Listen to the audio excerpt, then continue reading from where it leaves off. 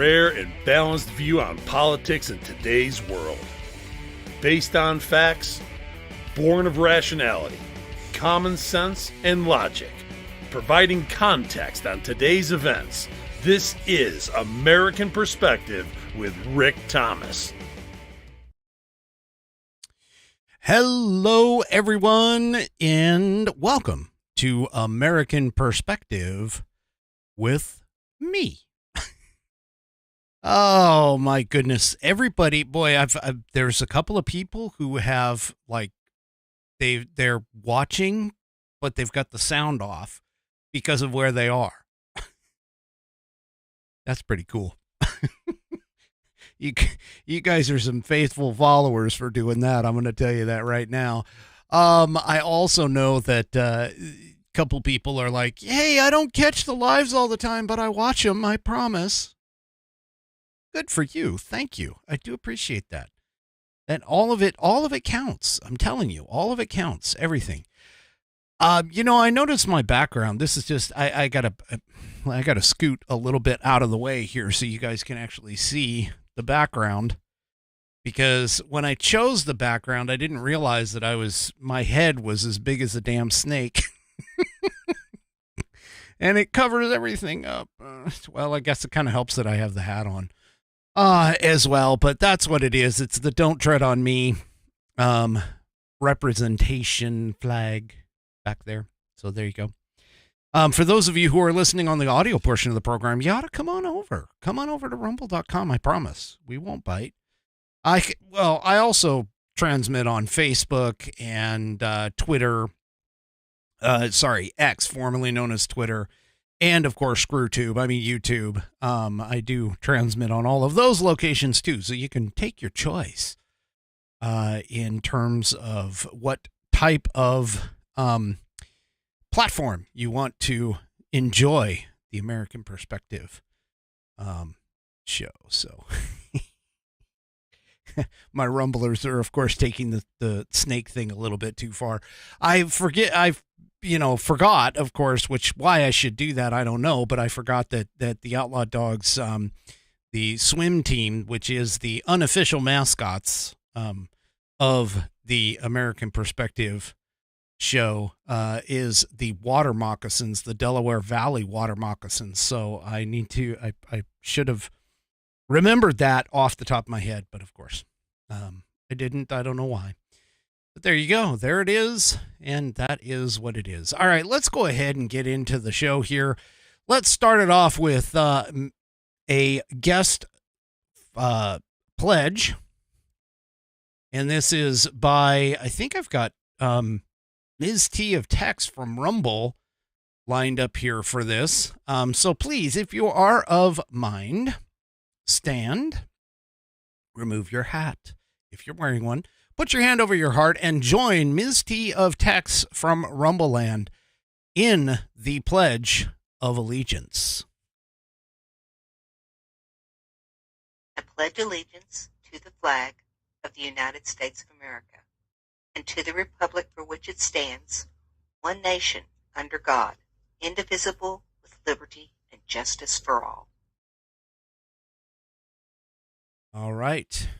And again, I thank her for turning that in for us. If you would like to do so, please record yourself saying the Pledge of Allegiance and send it to me at fans, FANS, at AmericanPerspective.online.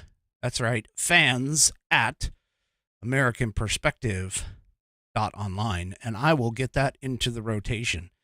I like hearing my Whiskey Warrior fans and their pledges of allegiance. All right, real quick, tonight's sponsor is the Institute on the Constitution, which was established in 2004 as a 501c3 nonprofit with one singular mission: to restore the constitutional republic through grassroots education. All courses and materials are developed using primary source documents and taught from the American view of law and government, as defined in the Declaration of Independence in the following three key points. 1, there is a God. 2, our rights come from him. And 3, the purpose of civil government is to secure and protect our God-given rights. The IOTC offers the opportunity to educate yourself on our most precious founding document, the Constitution of the United States. They also provide tools to educate your community and get involved with local government. Start by taking their free U.S. Constitution course and go from there.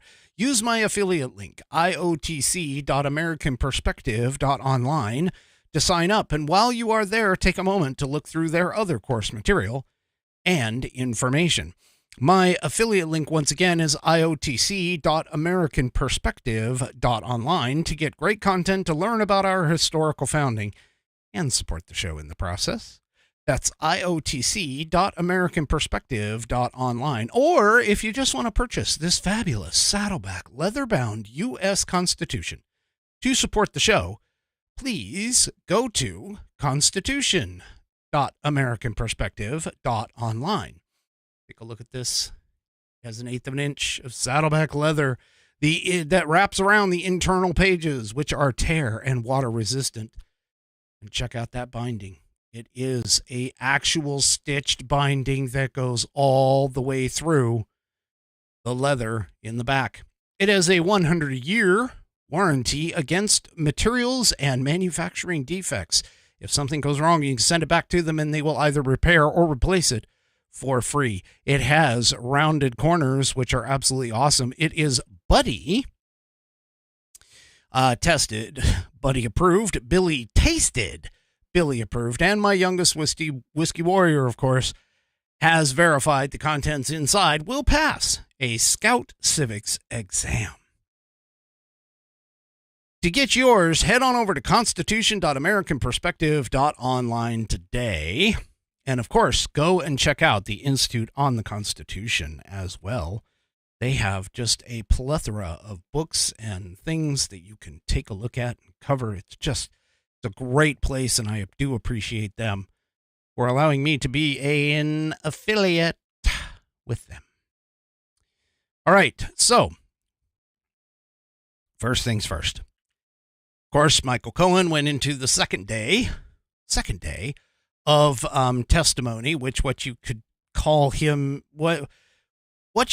what he said as testimony. I don't think so. I mean, the guy's a convicted perjurer. He's a liar. He's been proven to lie to Congress, to other courts, to all kinds of other places. So why Alvin Bragg Twinkies has put him up on the stage, I have no idea. But he went ahead and lied and lied and lied. And even if he did lie or didn't lie, really didn't matter much, because apparently, at least according to this article in Just the News, right here, according to this article in Just the News, he did very little, just like the rest of the witnesses and the witness testimonies. It did little to help Bragg's case. In particular for Michael Cohen, who is supposed to be the star of the show, his credibility is still a bit of a problem. But gee, I don't know why that would be a problem. I mean, the guy's just, a convicted perjurer. Even the Congress has, he's perjured himself in front of Congress. Guy has no scruples, no ethics, no integrity, nothing. But anyway, a couple of things that popped up was the, let's see here. The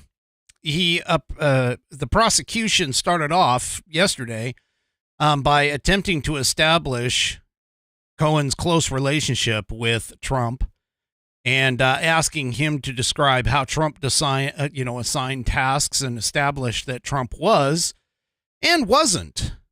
That's both, was and wasn't aware of, or if Trump actually directed payments to Daniels, which again, keep in mind, regardless, whether or not Trump directed to do the payments, the question isn't whether or not the payments were made. Both sides agree to that. Both sides have said, yeah, the payments were made. It was a non-disclosure agreement. Problem is that Alvin Bragg still, to this moment, has not necessarily tied what Trump did or did not do to any kind of a cover-up of a crime. That's the premise of this entire trial, is that he did these hush money payments, or so-called hush money payments, in order to cover up some other bigger felonious crime. And that in doing so, it created the felony again. And again, I'm just going to point out to you, the DOJ and the Federal Elections Commission have already investigated all of this and have said, yeah, no, we're not going to pursue anything because there's no here. Or in the words of Oatmeal Brains, there's no there. And we also know, too, just to reiterate, that the judge in the case is definitely slanted against the defense because of the fact that he has essentially gagged the FEC witness for the defense and told him that he couldn't talk about the potential that, even though the money was paid, that doesn't necessarily make it an elections issue, which was exactly what the guy was going to say. And that would have, of course, completely blown up Fat Alvin Bragg's case. But anyway, so Cohen's testimony apparently did part of the establishing, that Trump was there. He did describe Trump as a micromanager and things like that. But under questioning from the prosecution, he recounted in detail how he came to work for Trump, became his fixer, lawyer who worked directly for the head of the Trump organization, which of course was Trump. He also described how he organized payments to buy the rights of 3 stories, run up to the 2016 election in collaboration with the National Enquirer. Again, all of this stuff, none of it is illegal. None of it is illegal, and it was also already known, and again, like I said, fully stipulated. But Cohen provided little when it comes to new details, sort of like Stormy Daniels' testimony. She didn't really provide anything new to the case. She didn't provide anything really for the case. And so the prosecution, of course, was trying to use Cohen's firsthand experience to show that Trump was a micromanager. Well, who the hell cares if he's a micromanager? Doesn't matter. That isn't the central part to the case. It really isn't, because, again, he's being charged with falsifying business records to conceal another crime, which hasn't ever been defined other than its alleged campaign finance violations. So again, I mean, nothing surprising has shown up about this. But what Cohen did do, and here's where his credibility really comes into play, is that he contradicted some of the other witnesses that previously testified. And he contradicted the ones in particular that seemed to hurt Bragg's case, which was one of them, Hope Hicks. Remember, Hope Hicks went up and said that that Trump's motivation for any kind of payment was to spare his wife, Melania, and the family from the salacious accusations. And that means that it wasn't an election thing. It wasn't designed to protect from the election, which would have made it a private matter, which of course would have taken the whole idea of this payment being an election finance issue or violation, would have blown all of that up. But Cohen, on the other hand, said that he wasn't, meaning Trump, wasn't even thinking about Melania, and this was all about the campaign. Now, again, this is a former perjurer who wants to get back at his boss and has lied before, proven. so on and so forth. So, Trump response while Cohen was telling the jury that, according to CNN, was that he just shook his head. Now, Jonathan Turley, who is, no friend of Republicans, he's claimed to be a lifelong Democrat. He's been very, very critical of this entire thing. He says, or he wrote an article, he wrote another column published yesterday, where he says, even for those of us who have been long critics of this case and its dubious legal theory, it's surprising to see that the prosecutors had no more evidence than what we previously knew about. He also continued in saying that the assumption that no rational prosecutor would base a major criminal case virtually entirely on the testimony of Michael Cohen, who was also just recently denounced by a judge as a serial perjurer, peddling perverse theories in court. Turley says that this actually reveals Bragg's strategy, and I agree with this, which is that he is counting on the jury convicting Trump regardless of the evidence. He believes all he needs is to check boxes on the elements of the crime, no matter how unbelievable the vehicle. But Turley also has stated that even the evidence that Bragg has presented falls far short of proving the former president in any way committed a crime. Now, look, we all know this thing is literally just a political hit job. It is designed to drag Trump through the mud.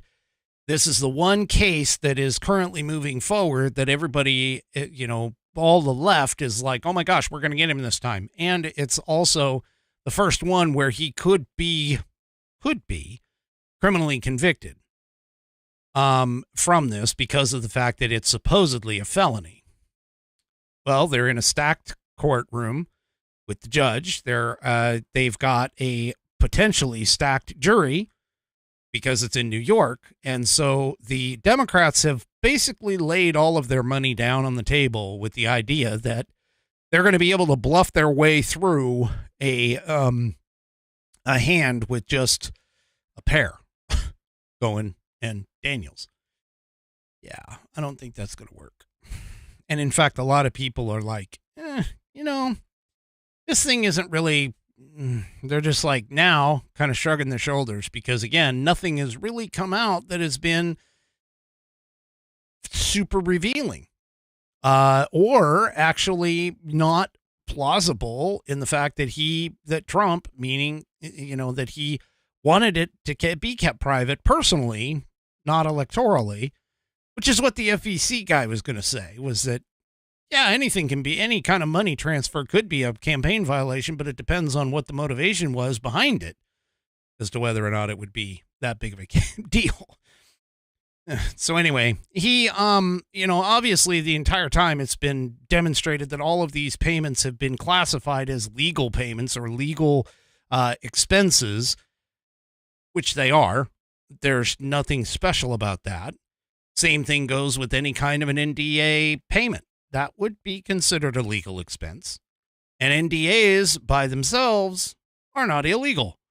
So realistically, what I think is left here is the fact that it is basically the fact that there's nothing here. There never was anything here. And Alvin Bragg is just trying to drag Trump through the mud. And on the off chance that they happen to get a sympathetic jury and a sympathetic judge, they want the picture, the snapshot of Trump being in an orange jumpsuit. That's what they're looking for because they think that's going to sway voters. When in actuality, a lot of this stuff has actually gone the other way. People don't seem to, people are not biting down on this very much. And that's reflected in things such as the polls. And the polls have consistently, for the last couple of months, been on Trump's side. And what's worse is what's worse for Biden is that it's not the poll numbers that they want to see. There's not much of a gain from Biden onto Trump. Trump has actually started to pull away in many of these polls. In fact, it's gotten so bad that the Biden campaign, according to this article in Red State, are now pulling out the idea that the polls are actually fake. Yeah, the polls are fake. So the Biden campaign is now explaining that the reason why they're doing so bad is because the polls are fake. Just like the idea that Bidenomics was a, solid economic thing that's going on. And, oh, no. You're just a little person. You don't understand. The economy is actually doing quite well. Well, they've abandoned that term Bidenomics. They've abandoned talking about it. And gee, I wonder why.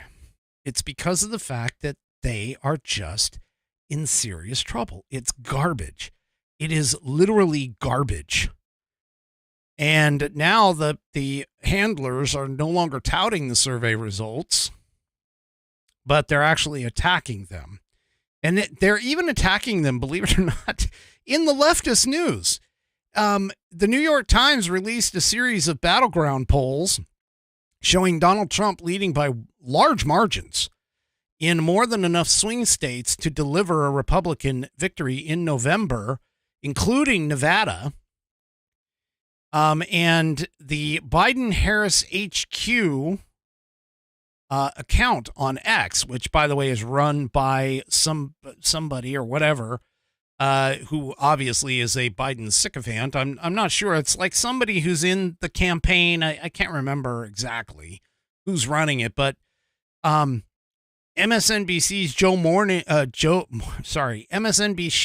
MSNBC's show Morning Joe reported the results, and they responded with this.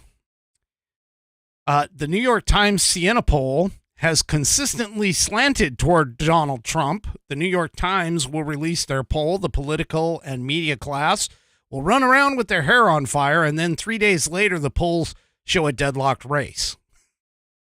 No, they don't. No, they don't. I actually have fun going up against this account at times because it posts that, and there's another one, Biden's Wins. I don't know who the hell runs that account on X, but I have fun going after both of these accounts. Whenever they pull something stupid out of their rear end, I go ahead and hit them with, of course, facts, evidence, and especially graphs, because we all know that leftists like to look at pictures. They can't take reading words because words are too hard for them to digest. So anyway, now, to be completely honest, as I've said multiple times, don't necessarily look at all the polls and think, oh, we're good, we're coasting. No, don't. And that's because of the fact that polls, especially in the last several election cycles, have all been fairly wrong, starting with the whole idea that Hillary Clinton was going to run away with the race. So we need to make sure that even though these polls are doing what they're doing, we have got to be prepared to vote like we are behind. We've got to get people out to vote. We've got to tell people what, about the voting and everything else. We have to vote as though we're running a behind race. Because of the fact that even if we are 10, 12, 14, 15 points ahead in the polls, election malfeasance, which I've outlined over the several episodes just within this last week, is going to happen. In fact, speaking of that, there was a new account that came out.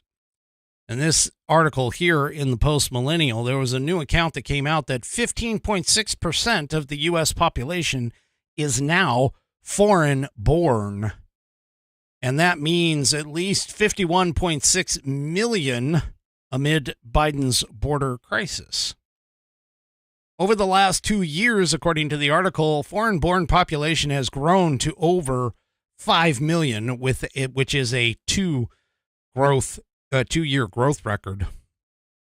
So what their whole thing, so it's both illegal and legal immigrants, by the way. So both, they're counting them both, has hit a record high of 51.6 million, or 15.6% of the U.S. population. And this is according to the Center for Immigration Studies. It's the largest 2-year increase of those who are foreign born who has happened in the last 2 years, since March of 2022. And this is a bit of a problem, realistically, because when you start looking at things like I was saying with the illegal immigrants potentially voting, this is a bit of a problem for sure. And especially it goes toward the whole idea of the Great Replacement theory, which isn't much of a theory, it's a reality, but the Great Replacement that the Dems are looking for, these kinds of numbers they can live with, and they like it, especially if we have no way to ensure that our elections are secure. Because again, keep in mind, an increase in population in a particular state can increase things like the Electoral College votes for that state based off of the representation that they are allocated. So again, a larger population in a state gives them larger electoral votes, and that's what they're looking for, is the power. They want the power. They want to keep the power. They want to make it so that conservatives, and especially white conservatives, those white Christian nationalists that they decry all the time, they are trying to get us replaced so that we can never, ever win ever again. And that's what they're looking for. That's exactly what they're looking for. Well, it turns out that it's not just the replacement of people and gaining the power. They are also profiting big time from this whole border crisis deal. They are profiting millions and millions of dollars off of this. So this particular article is in the Washington Examiner, but the Free Press is the one that originally came out with the article, with the story. There was an examination by the Free Press of the 3 most prominent nonprofit organizations paid by the Biden administration for migrant services. Those revenues have increased. They've more than tripled, according to the report, since 2018. And each of the CEOs of those nonprofits makes over $500,000 a year. One of these in particular, the name is Global Refuge, saw its revenue rise from $50 million in 2018 to more than $200 million in 2022. Documents show that Global Refuge housed more than 2,500 migrant children in 2019 at the cost of $30 million. It housed just 1,443 in 2022 at the cost of $82.5 million. In that same period, Global Refuge CEO Krish Omara, oh boy, I'm not even going to try, saw her salary rise from $244,000 to $520,000. Before coming to Global Refuge, she served as former First Lady Michelle Obama's policy director.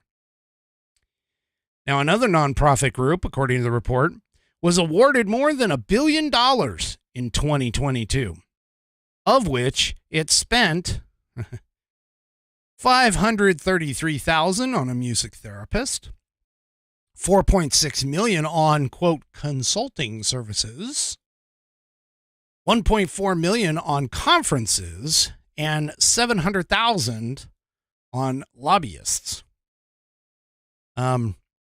Despite past scandals involving self-dealing among top executives in 2022, Southwest Key Programs was awarded almost $800 million, of which it gave more than $1 million to its CEO. And where's all this money coming from? Well, a lot of it comes from the fact that each organization benefits from the Department of Health and Human Services Unaccompanied Children's Program. When the children are caught illegally crossing the border without parents, Border Patrol must, by law, turn them over to HHS, whose Office of Refugee Resettlement is charged with housing, feeding, and educating them until their parents or sponsors can be found. HHS doesn't provide those services. They contract with the nonprofits. And, of course, the government goes ahead and pays and makes those big payouts to places like Endeavor's Global Refuge and Southwest Key programs. Yeah. Under the leadership, according to the report, under the leadership of HHS Secretary Xavier Becerra, the Unaccompanied Children's Program has been plagued by fraud and abuse. One director quit after Becerra threatened to fire her if she didn't discharge children to sponsors faster. So yeah, profiteering is what's happening. And that one program, the UCP, is just a tiny fraction of the continual problems that are going on here. The Biden administration, of course, opened the floodgates through many other federal programs, including State Department funding for the United Nations Regional Refugee and Migrant Response Plan, FEMA agency funding for emergency food and shelters, which is not to be confused with the FEMA funding for shelter and services, or the HHS funding for refugee entrant and assistance programs. Folks, this is just an incredible amount of money that's being funneled through our government. It's all of our tax dollars, and they wonder why we're $34 trillion in debt. These are literally billions of dollars that flow from our taxpayers into these nonprofit groups trying to provide services without any kind of oversight to all of the illegals that flooding our border that the Biden administration is allowing to come in. And this is just part of the grift. I'm telling you, this is just part of the grift. How much you want to bet? And if we were to do a complete and full audit of some of these programs, we would see these payouts that go to consulting services are actually other potentially illegal monies flowing and changing hands.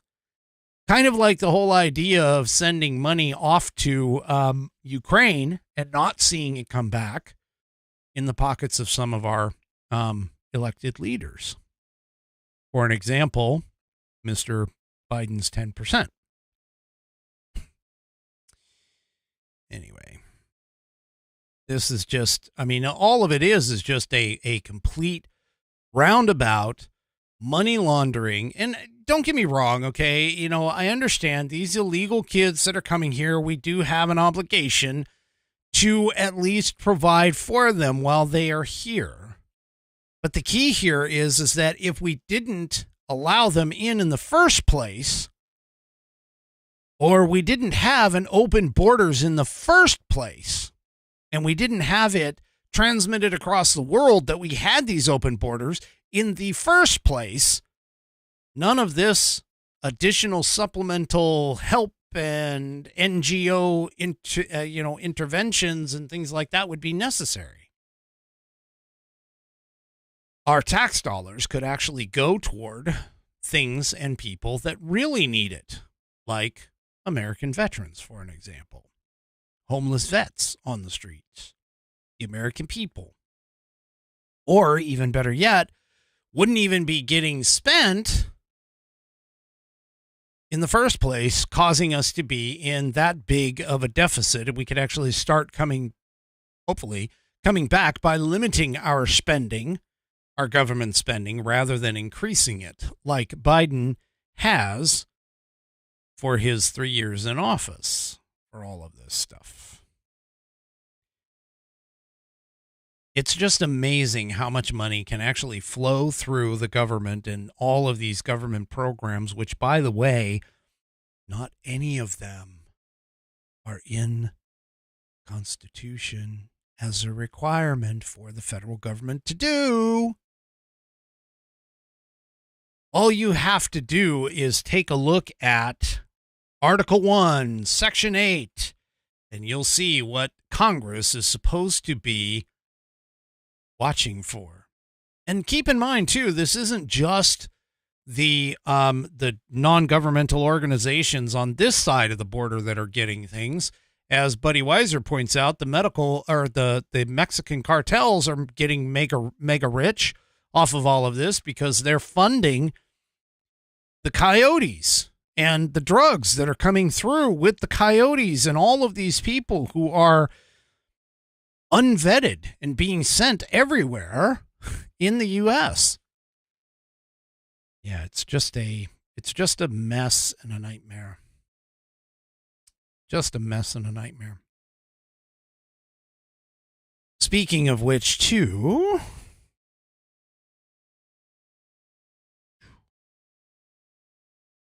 there's the whole thing that Biden keeps talking about. He made this big deal at the State of the Union to talk about shrinkflation. And of course, he and his cohorts like Elizabeth Warren and Bernie Sanders and some of these leftist morons on the socials, they all talk about how it's corporate greed. It's corporate greed that is causing all of this inflation. It's not the fact that Biden has been just willy-nilly printing money and pushing it through the government and having the government spend all of this, spend, and, that kind of stuff, which is shown multiple times. That's what drives and fuels inflation. No. It's all corporate greed. Well, I've been modestly attempting to dispel that, and especially when it comes to things like the oil companies and all of that, to trying to explain standard economics 101 to most people who are out there, especially the dolts of the left who keep saying, no, they're raking in record profits. Raking in record profits because of all this stuff that's going on, that they're increasing their prices on purpose, and no, their costs are not going up. Well, the Fed has actually put out a report that disputes this whole thing. And this article comes from the National Post that describes this. So despite the Biden administration's claims to the contrary, corporate price gouging has not been driving rising U.S. inflation, according to research published by the Federal Reserve Bank of San Francisco just yesterday. The Biden regime has attempted to blame inflation on corporate America by talking about terms like greedflation and shrinkflation. Yeah, that'll go like the way of Bidenomics. While there were some markups, by the way, that were observed from 2021 into 2022 for vehicles and petroleum products, other markups, according to this report, across all U.S. goods and services have been relatively flat post-pandemic. Bank researchers wrote, as such, rising markups have not been a main driver of the recent surge and subsequent decline in inflation during the current recovery. They also wrote, data for the current recovery show that the increase in corporate profits is not particularly pronounced compared to with previous recoveries. Markups have also not played much of a role in the slowing of inflation since the summer of 2022. Okay. I know some of you may not like when I break off into economics, but let me just explain for those who are out there who don't understand. There's this thing. It's called COGS. COGS stands for the cost of goods and services. What a corporation does is they take a widget, whatever that widget is, whatever it is that they're producing, okay? Like me producing videos. If I produce these videos and I were to sell them, I would go through and determine what the cost is. How much electricity do I use in my computer? How much time does it take me to do these things? How much other byproducts do I have? How much, whether or not I'm paying for any kind of services, such as my internet service provider, as I'm sending this out onto the web, any kind of cost that I might incur on the platforms that are hosting these videos and things. And I wrap all of that. That's all called the cost of goods and services. And there's other intrinsic things, like if I were to be doing this on my own, I would have things like healthcare included as a part of it, and any other kind of benefits that might be included with my compensation package, let's say.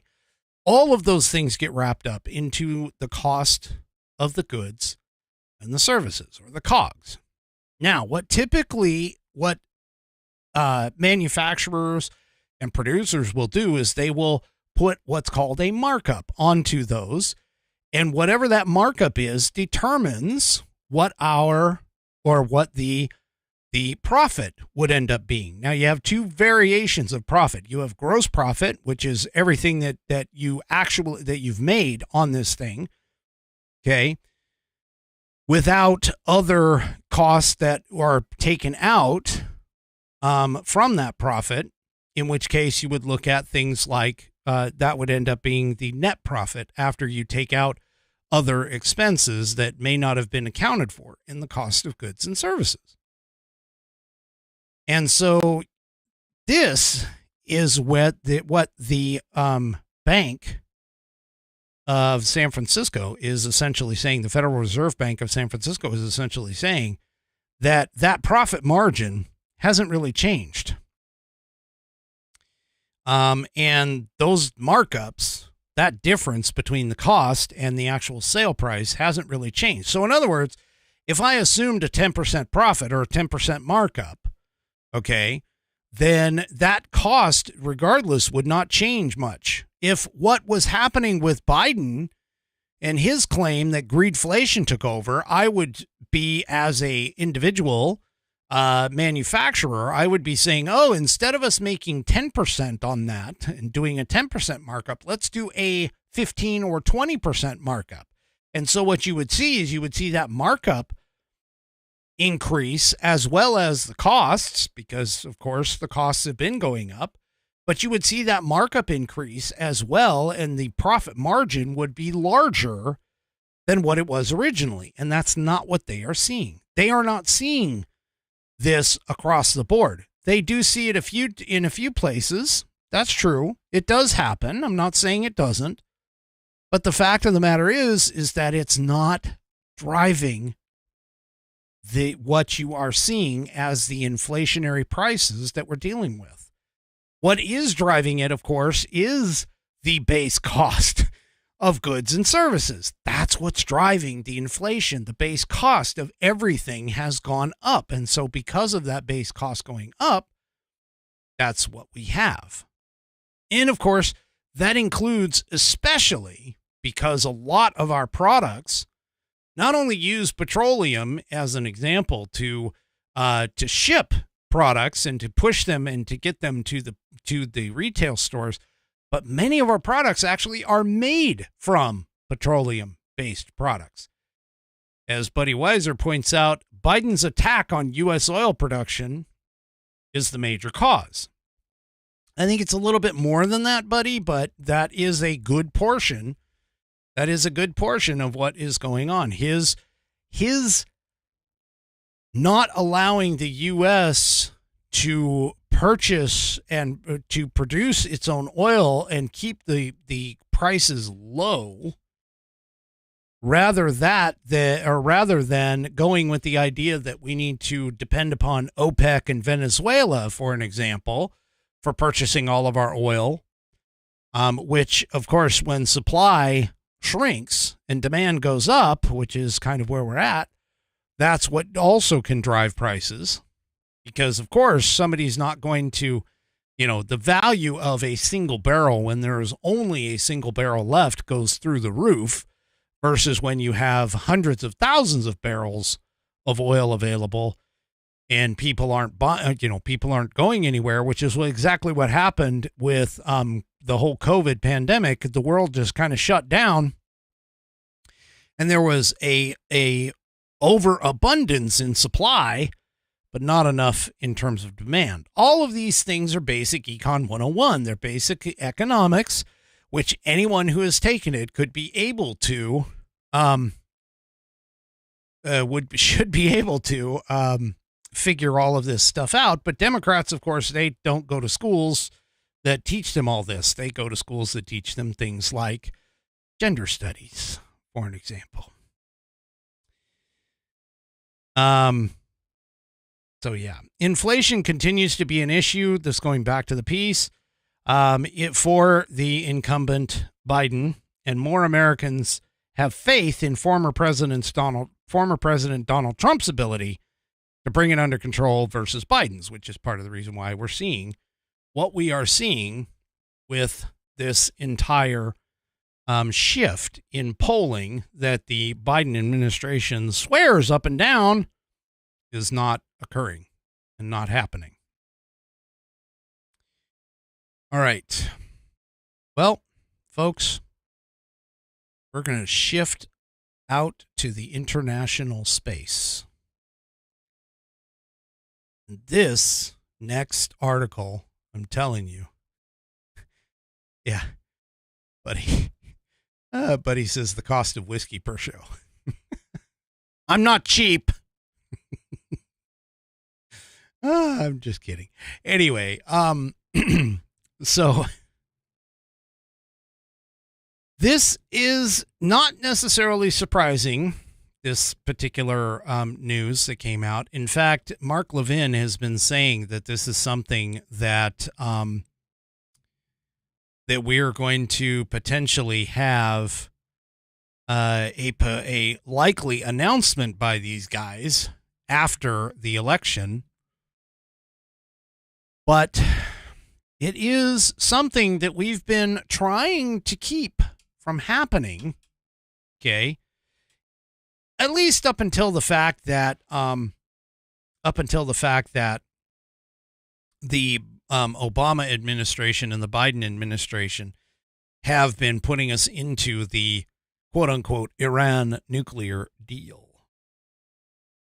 This in American military news.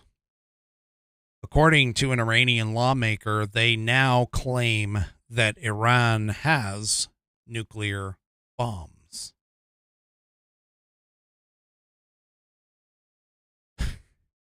That Iran has nuclear bombs, allegedly. Now, keep in mind, okay, it's kind of like the death toll in Gaza coming from Hamas. You got to take it with a grain of salt. It's probably been bloated. But the U.S. intelligence community and the international intelligence community has been talking about the potential of Iran having a nuclear weapon soon. And so, and I've even talked about it on this program, albeit it was, a month or so ago that I was discussing it.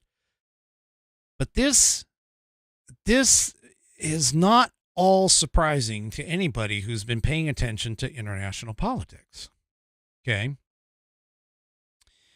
An Iranian lawmaker, this reading from the piece, an Iranian lawmaker recently claimed that the Islamic Republic of Iran has obtained nuclear weapons. The lawmaker's claim follows threats by Iranian officials that the country has the capacity to make a nuclear bomb and could choose to make nuclear weapons if its nuclear facilities were attacked.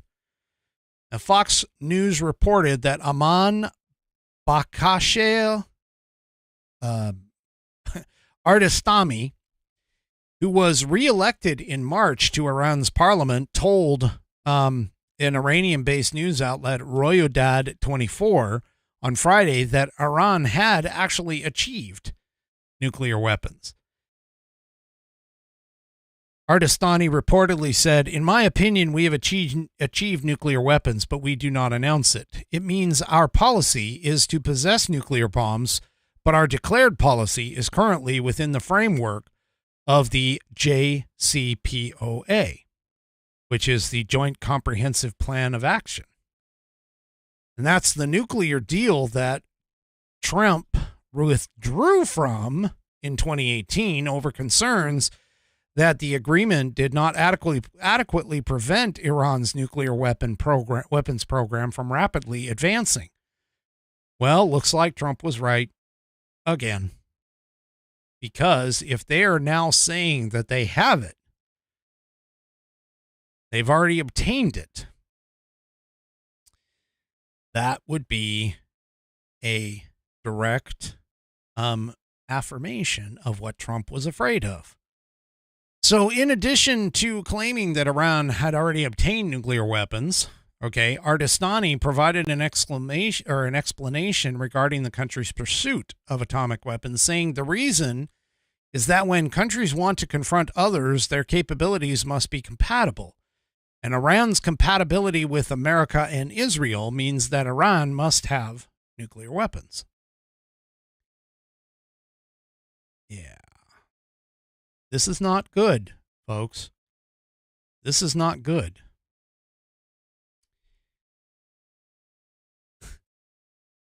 Iran, of course, they keep talking about the fact that, Russia attacked Ukraine and Israel attacked Gaza. They don't mention the fact that Gaza attacked Israel first. But Iran, he says, is a staunch supporter of the resistant front.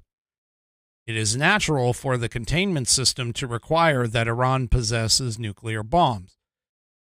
However, whether Iran declares it is another matter, he said. All right, here's the thing. I'm just going to put this out there. Israel, straight up, Israel is not going to want Iran, a nation state with ties to funding the three major terrorist organizations in that part of the world, in the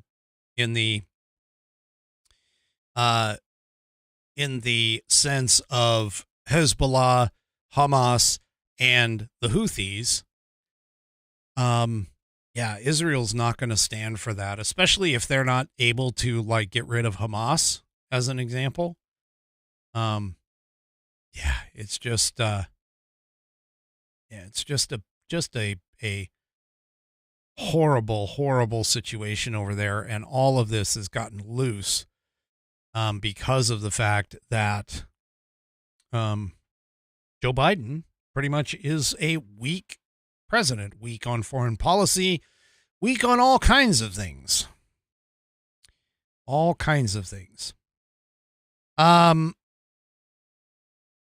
So what helps to sort of back this up as to the possibility of that this is actually more true than lies is the fact that Jason Brodsky, who is a policy director for United Against a Nuclear Iran, which is a U.S.-based nonprofit advocacy organization, he followed up and told Fox News that Ardestani, the guy that was claiming that they had nuclear weapons, Ardestani is not only a member of parliament, but he said Ardestani is not a member of parliament and he's not in the inner core of the regime's nuclear decision-making circle. So while his comments are interesting, I think they have to be weighed properly given his access and standing. However, the president of the Iranian Strategic Council on Foreign Relations, Kamal Karzani, 2 days before Ardestani said what he said, this Kamal also previously announced that Iran had both the absorptive capacity and the capability to develop a nuclear bomb 2 years ago. Karzai warned Iran still has the capability, but we have not made the decision to produce a nuclear bomb. However, if the Iranian interests are threatened in this matter, we may change this doctrine.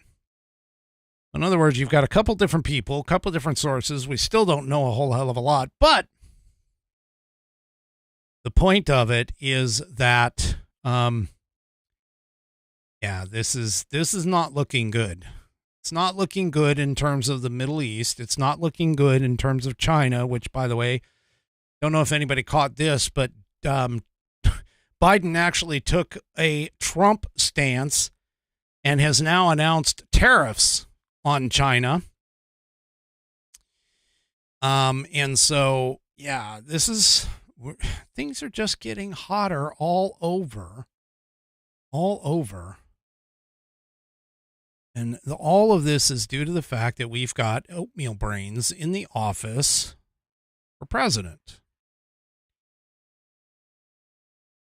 Now, I know a lot of people, a lot of pundits have been talking about stuff like, is Biden going to continue and be the nominee? I'm still kind of on the fence. I'll be honest. I'm not really one way or the other.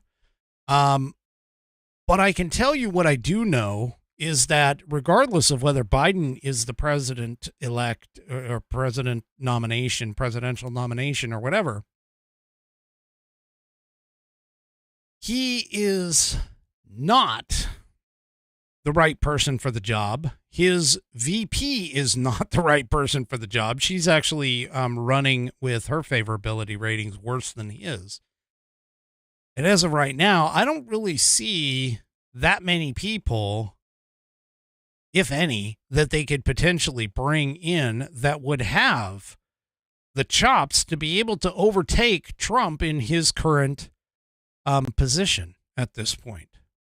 In fact, the only reason why Biden is still there is because of the fact that there are still sycophantic followers who seem to believe that he's like this innocent grandpa kind of figure and that he is doing an incredibly effective job and all of these other things. Now, Gavin Newsom has in the past been talked about, but recently he's had some negative press in California. And honestly, far be it from the leftists to admit, he got crunched. He got crunched in the debate with DeSantis. Even though DeSantis is not much of a debater, I'll be honest with you, he actually shined quite well, I think, in that particular case. He didn't do very well in the presidential primary debates, but he did well in the going up against California's Newsom. And I don't know if that was because Newsom was just that bad, or if it was that was more on par with what, he was a one-on-one rather than being in a group with, a bunch of others. Because let's be honest, when you get on a stage with windbag like Chris Christie, as an example, or the fighting duo of Nikki Haley and Vivek Ramaswamy going at each other, it's not like DeSantis really had a lot to contribute to those conversations. So yeah, anyway, I don't know. I honestly, I just don't know.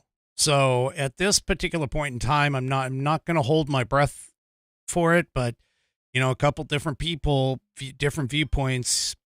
Bongino thinks he's not going to make it. He thinks he's going to get swapped out at the convention. Sean Parnell disagrees with that, doesn't see him being swapped out because there really isn't any other place or any other person that could really step in. And so, yeah, it's just, I just don't know, but I do know this much, that the Democrat Party and a lot of Democrats are starting to freak now because of the fact that Trump has, not because of his doing, but Trump has basically gotten most of his court cases have been held up for it. And we still, by the way, we still have the SCOTUS decision to come down about January 6th and also about his immunity claim. So we still have those two things to look forward to, which could or could not go his way.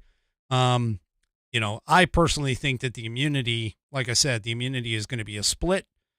And as far as the January 6th, that one's probably going to get overturned as far as that goes. By split, I mean, they're going to say that, yes, some immunity exists, but not for everything. And they're going to kick it back to the courts, which, of course, is going to hold up that particular court case, the one in D.C. with Chutkan. But anyway, all right, I am at the end of my time. Thank you all very much for coming. I do not have a pet of the week for tomorrow night. So if you guys want a pet of the week, I'm going to need some submissions for tomorrow night's segment and tomorrow night's show. Go ahead and submit those to fans, F-A-N-S, at AmericanPerspective.online. That's fans, F-A-N-S, at AmericanPerspective.online. Also, too, I don't have any questions for the week for Saturday. So that one is also open at this point. So that'll be for Saturday's show. Tomorrow night is the 1.5 hour, the 90-minute program like normal. That one starts at 5 p.m. Pacific, 8 p.m. Eastern time. If you haven't gone over and signed up on rumble.com yet, please do so. And please do so and make sure that you follow the American Perspective channel. Otherwise, I hope that you guys have a great rest of your evening, and we will see you tomorrow night right here on American Perspective. Good night, everybody. The previous broadcast was produced and is owned by Active Eye Media LLC. All rights reserved.